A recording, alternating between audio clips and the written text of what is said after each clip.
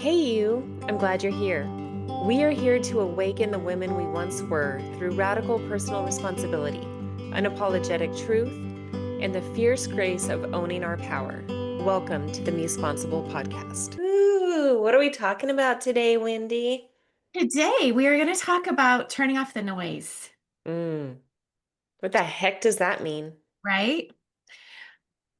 Well, this is kind of how I teach how to be more confident, how to be more fearless. It starts with the TLC Evolution, which is the very first thing is to be more loving with Mm. ourselves and just more compassionate, more tender. So instead of being the one that beats ourselves up behind the scenes all the time, we become the mentor, the compassionate one, the cheerleader, The mother. the mother. Yeah. Mhm. So that's the first thing. And then the next thing is the T also becomes turning off the noise. And the noise to me is anything that squeezes out the joy of living. Ah, anything that squeezes out the joy of living. Wow. Yeah. Mm. So, I mean, anything that is stopping you from fully like loving your life, anything that's keeping you from being in a moment and just being able to soak it all up, anything that's keeping you distracted or stressed or worried or afraid, like all of that is like really noisy, very noisy, Hmm. Overwhelming. overwhelming. And these are phrases that I hear a lot of when I'm coaching my clients. I think probably the same for you. Overwhelmed, Absolutely. anxious. Yeah, I mean, those two words get used all the time. Mm-hmm. Mm-hmm. And then the question is, how do we do something about that, especially when so many of the people that come to us and where we were years ago, right?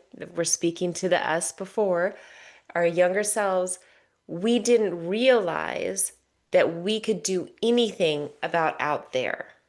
Like Right. out there felt like it had all the power and the control, and that we were victims of circumstance, the people around us, the got to get to work, got to take the kids to school, got like all of the busyness. We felt as if we had no control over that part outside of us. So how Yeah, do you take control and turn the noise down when you feel like it's outside of you? exactly.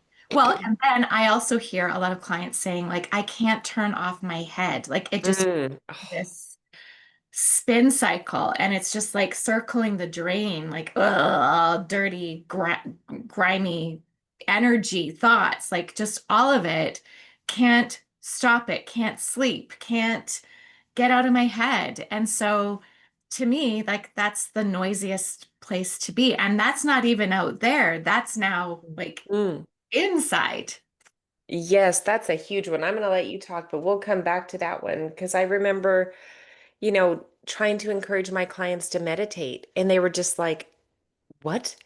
Like What? I can't turn the noise off. I can't turn my mind off. I can't quiet my mind. I know people do it, but I can't, Right. or I can't sleep at night because my mind just wanders and goes and goes and goes, and I can't turn it off."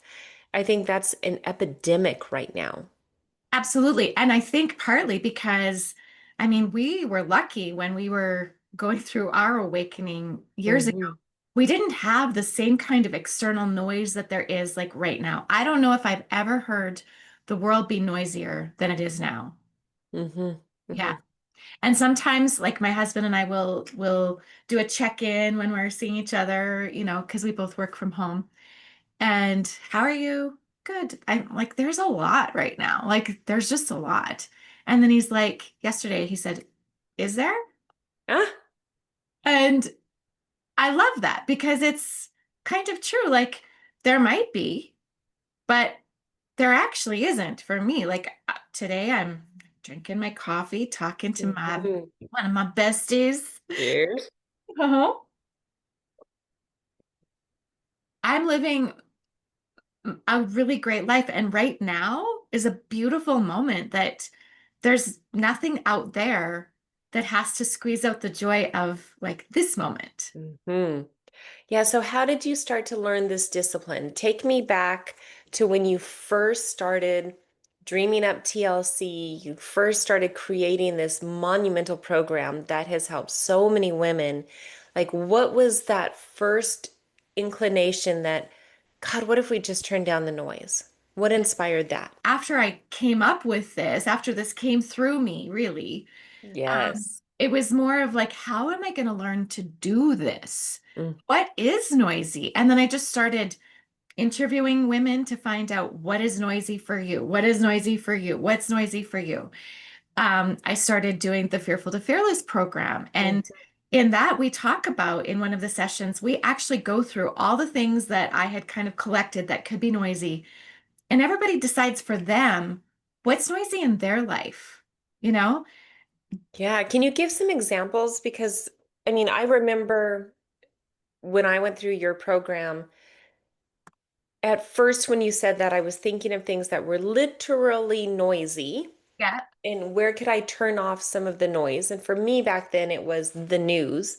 Like I turned off the news. I was like, what if I didn't look at the news for a week?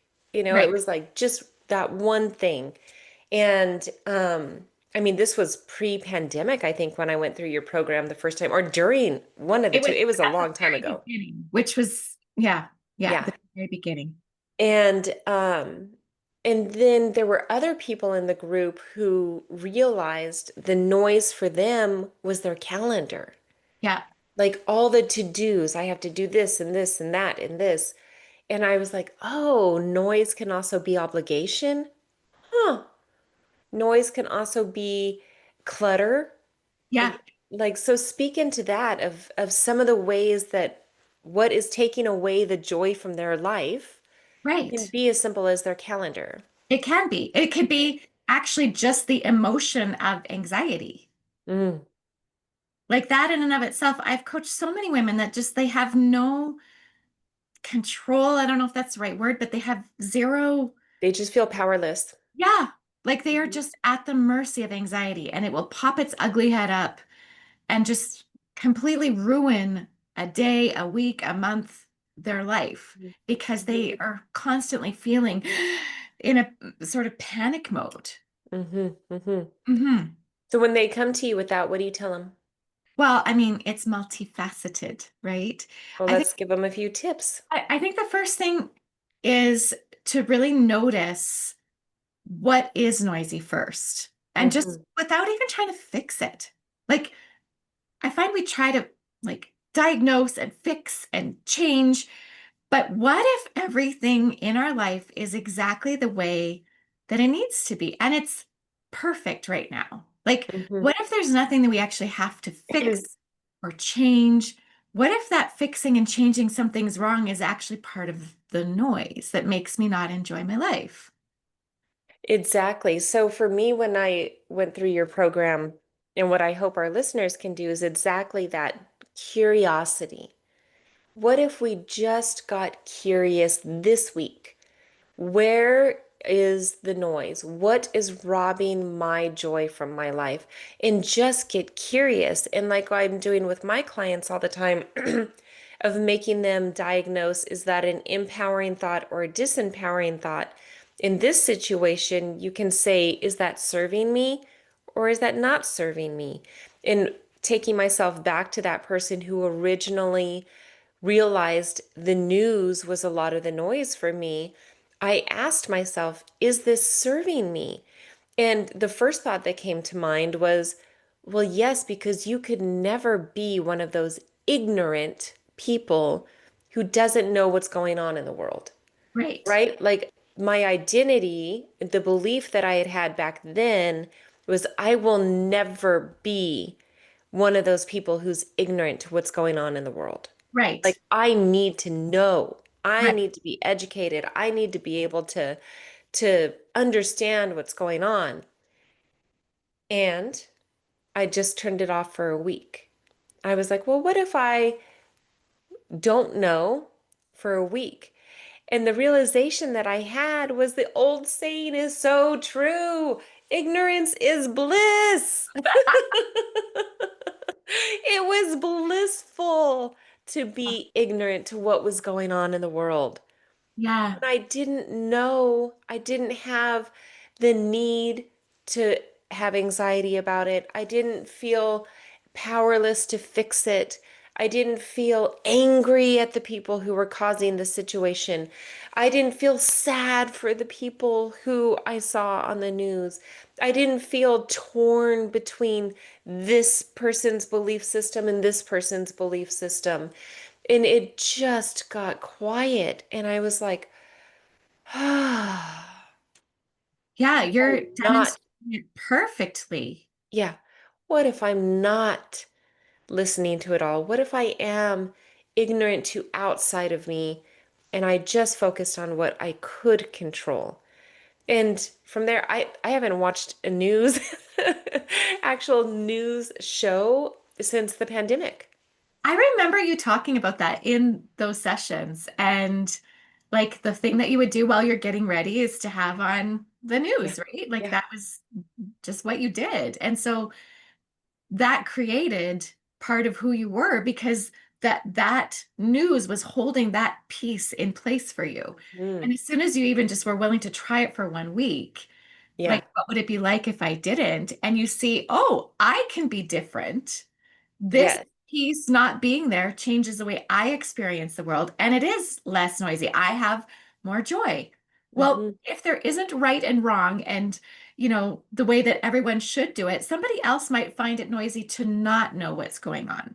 Yeah. And it felt that way at first. Right. Right? Like I felt a little anxious that I didn't know. Yeah. And what I realized during that time was that this is the personal, the me-sponsible piece of this.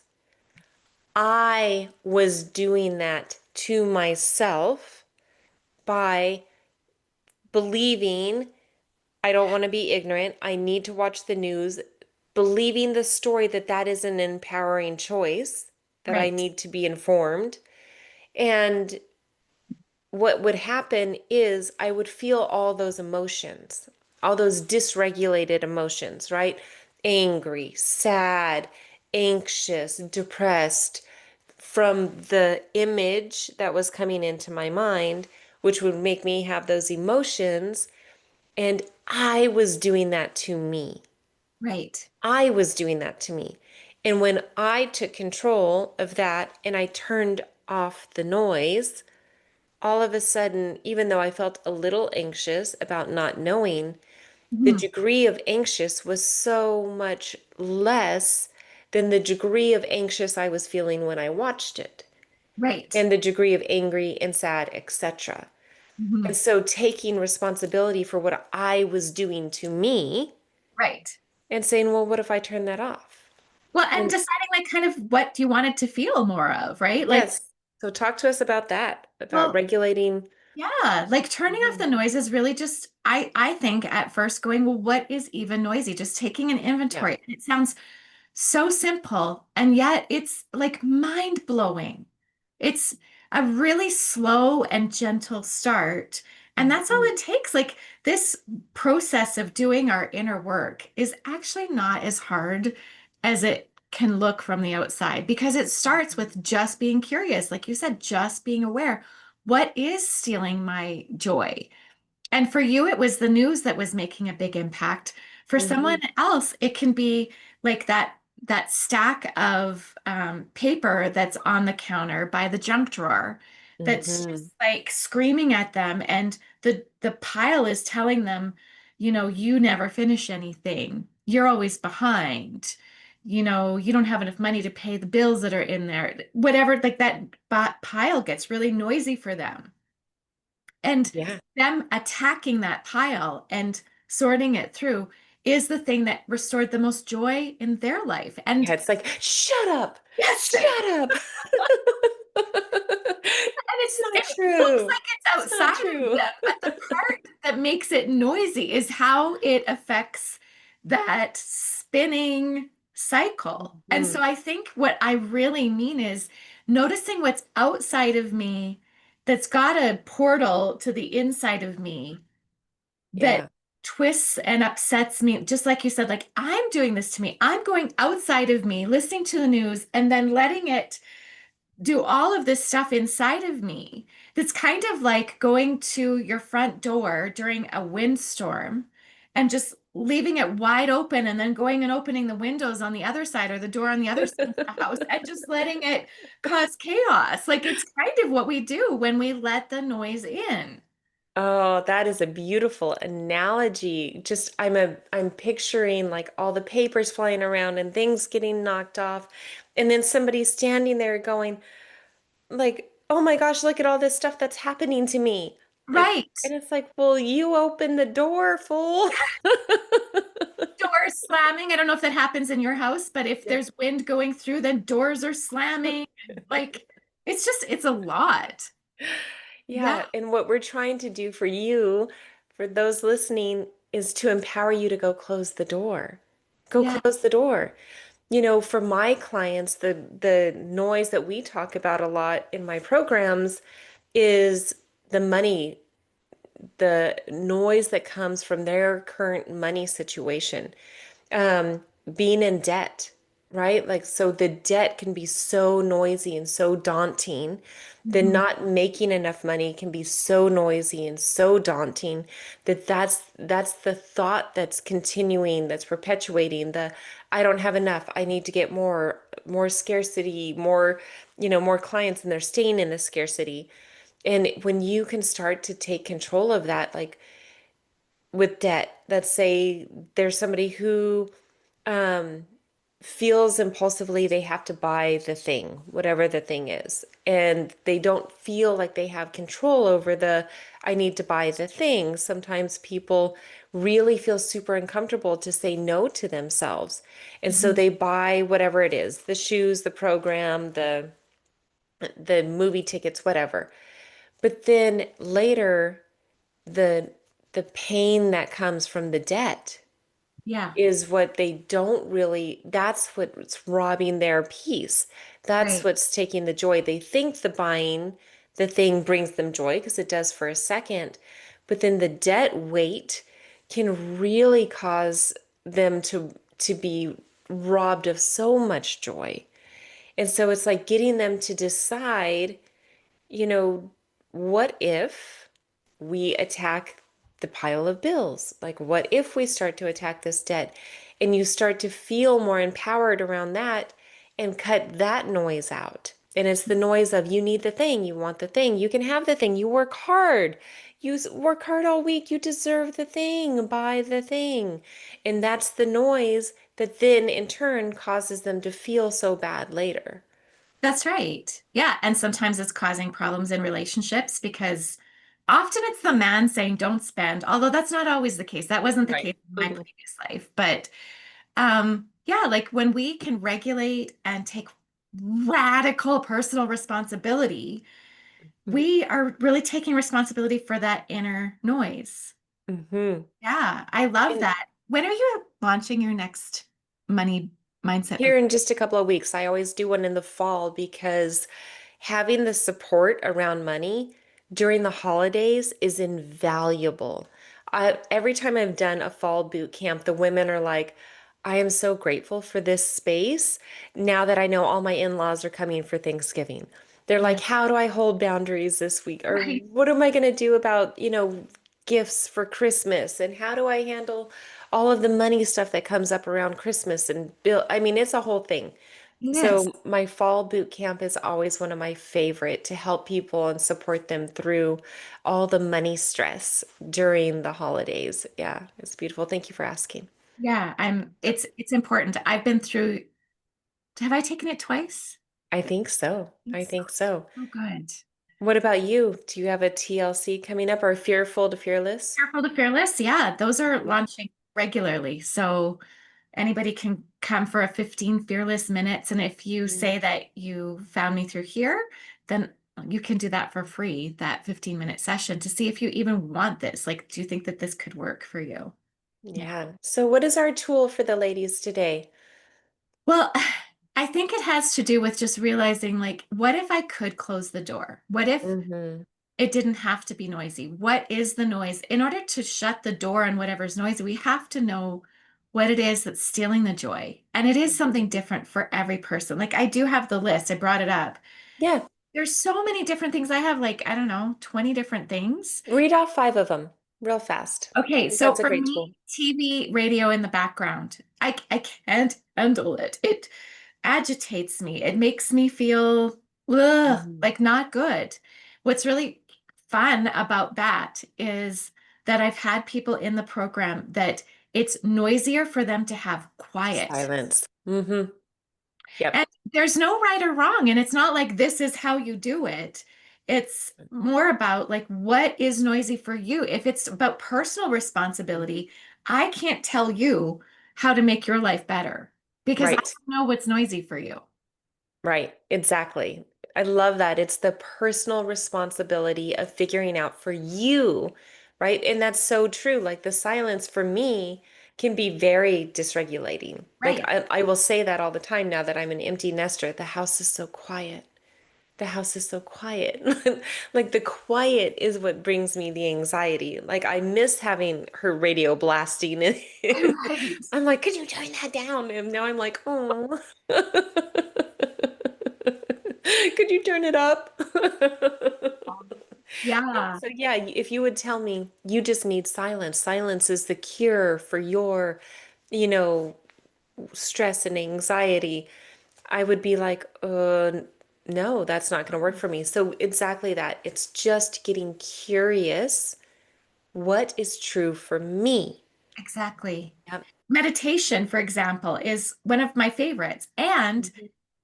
for somebody that's struggling with a lot of busy brain and things are spinning, going and Mhm. just sitting down in a quiet room is probably not going to be super effective. Um, However, there's different strategies for that too, like just to notice again with curiosity, like where does my brain go? Mhm. That's Mhm. interesting. And almost like being the observer of how my brain is spinning. So again, it's just starting to know like what specifically is noisy. It's not just anxiety, it's anxiety about specific, Yes. like Yes. where is that door? Where is that window that's letting this noise into my inner house? Yes, and so let's talk about that for just 1 second before we end. Is I hear a lot, and I know you do as well, and I used to say a lot, oh, I have anxiety, I have anxiety. But they never take the next step to say, what am I anxious about? But if we use your analogy, and when all the doors in the house were closed and everything was shut down, they may not have been that anxious.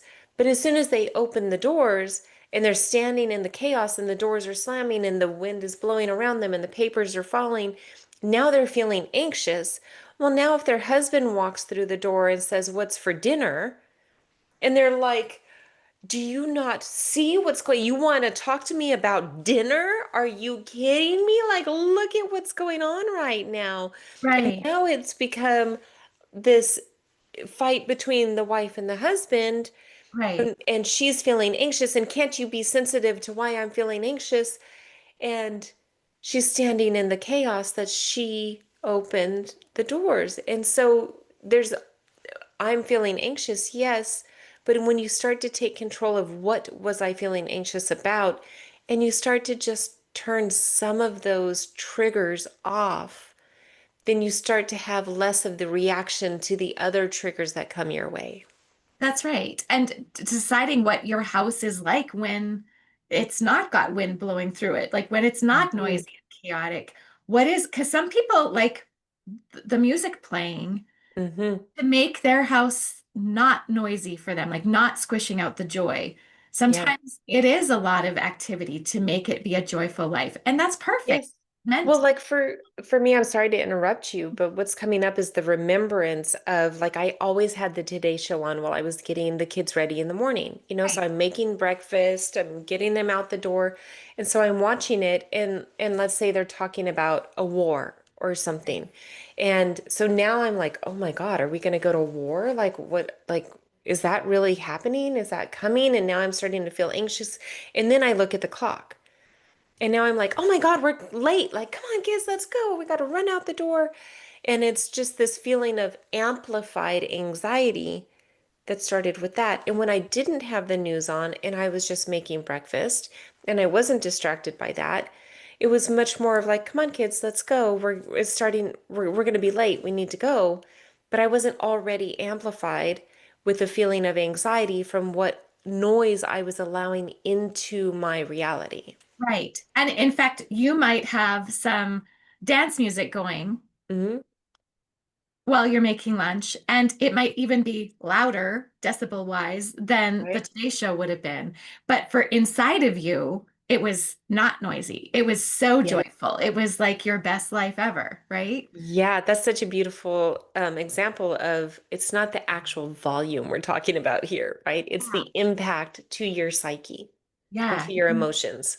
Nobody else can be responsible for your nervous system because they don't know what it feels like to be inside of your Mm. body. Yeah, say that one more time.